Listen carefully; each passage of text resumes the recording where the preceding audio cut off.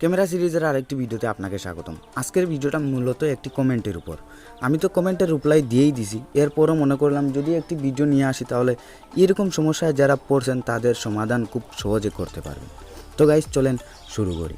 এই সমস্যায় 99% মানুষ পড়ে থাকে। প্রশ্নটি হচ্ছে, ভাই আমি নতুন ক্যামেরা কিনেছি, কেনার পর আমি যখন ফটো তুলি তখন আমার ফটোটা অন্ধকার হয়ে যায় অ্যান্ড ঝাপসা হয়ে যায়। তো এই দুইটা প্রশ্নের উত্তর অবশ্যই আমি ভিডিওতে দিব, আর আপনারা এই ভিডিওতে আরও অনেক কিছু শিখতে পারবেন যদি নতুন বিগিনার লেভেলের ক্যামেরা কিনে থাকেন। তো গাইস দেখেন, আপনার ফটো ঝাপসা হয় কিসের জন্য বা অন্ধকার হয় কিসের জন্য আগে জানতে হবে। অন্ধকার হওয়ার দুইটা রিজন আছে, সেটা হচ্ছে আইএসও কম অথবা আপনার যে ইয়েটা আছে, আপনি যে প্লেসে ফটো তুলতেছেন সেইটা খুব অন্ধকার। সেইটা যখন খুব অন্ধকার হবে তখন যদি আপনি ম্যানুয়াল মোড দিয়ে তুলেন, আইএসও আপনি ম্যানুয়াল দেন, তাহলে কিন্তু আপনার ফটোটা অবশ্যই অন্ধকার হয়ে যাবে। তো এই ভিডিওতে আমি প্র্যাকটিক্যালি আপনাদের কিছু দেখানোর চেষ্টা করব। যদি আপনারা ভিডিওতে থাকেন তাহলে বুঝতে পারবেন। দেখেন, আপনি যখন সর্বপ্রথম ক্যামেরা কিনবেন তো হয়তো আপনাকে দোকানদার এই অটো মোডে দেখিয়ে দিবে, অটো মোডে অথবা ম্যানুয়াল মোডে। তো আমি মনে করলাম অটো মোডে।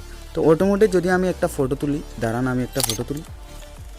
ওকে, একটা ফটো তুললাম, দেখেন কীরকম হয়েছে, কারণ এখন বর্তমানে রোদ আছে ভাই, তার জন্য ফটোটা কিছু উজ্জ্বল এসেছে। এবার যদি দেখেন, যদি আমি ম্যানুয়াল দিয়ে তুলি, অবশ্যই ভিডিওটা খেয়াল করবেন। দেখেন যদি ম্যানুয়াল দিয়ে তুলি তাহলে যে কালারটা আরও কিছু যেমন একটু বাড়তেছে, আরও কালারটা বেড়ে গেছে।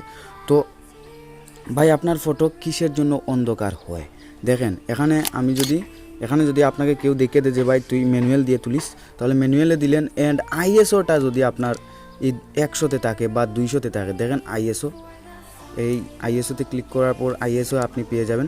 আইএসও দেখেন 200 দিয়ে যদি আমি তুলি তাহলে দেখেন কীরকম আসতেছে। এটা সাধারণত বর্তমানে দিন আছে ভাই, তার জন্য সব কিছু একই মনে হচ্ছে। এবার যদি আমি আইএসও সব থেকে হাই করে দিই তাহলে দেখেন ফটোটা কীরকম হয়েছে, দেখেন ফটোটা কীরকম। এবার যদি আইএসও কিছু কমিয়ে দিই, দেখেন কীরকম হয়েছে। এবার যদি 1600 দেই, দেখেন কীরকম হয়েছে। এবার যদি আমি 800 দেই, দেখেন কীরকম হয়েছে। এবার যদি আমি 400 দেই, প্লিজ ভিডিওটা দেখার অনুরোধ রইল, দেখেন কীরকম হয়েছে। এবার যদি আমি 200 দিই, তো এবার কিন্তু মোটামুটি একটা ঠিক হয়েছে। এবার যদি আমি 100 দিই, দেখেন কীরকম হয়েছে। এবার যদি আমি অটো দিই,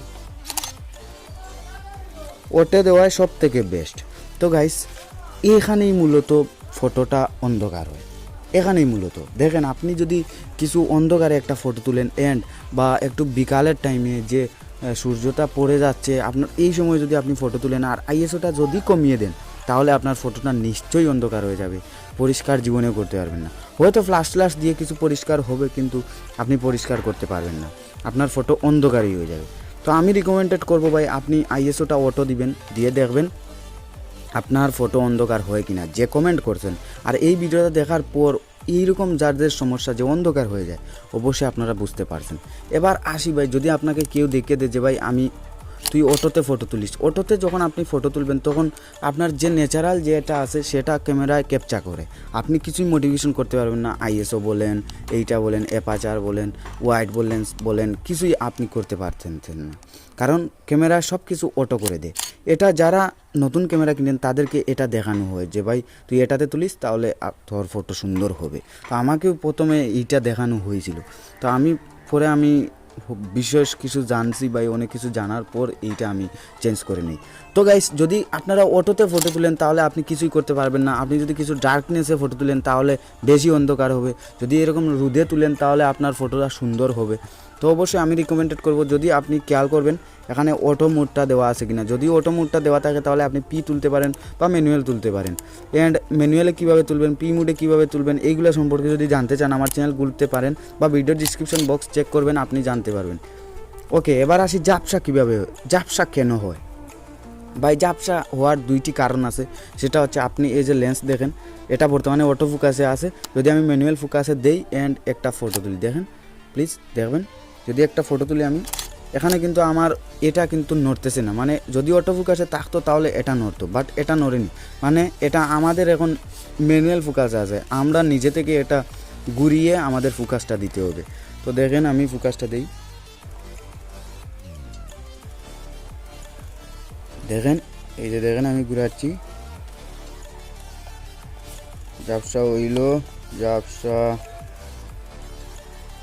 এই কিছু পরিষ্কার হয়েছে। এরকমভাবে ভাই যদি আপনি তুলেন তাহলে আপনার ইয়েটা ঝাপসা হয়ে যাবে, মানে ম্যানুয়াল ফোকাস আপনি দিবেন না ভাই। নতুন ক্যামেরা কিনছেন আর এইগুলা ঘুরাতে ঘুরাতে আপনার মাথাটা নষ্ট হয়ে যাবে, দেখবেন ঘুরাতে ঘুরাতে মানে আউট অফ কন্ট্রোল, হাতে ব্যথা করবে, অনেক সমস্যা হবে। তো আমি মনে করি ভাই এখানে আপনি অটোটা দিয়ে দিবেন, আমাদের এত বুদ্ধির দরকার নেই, আমরা জাস্ট অটোতে দিব আর ফটো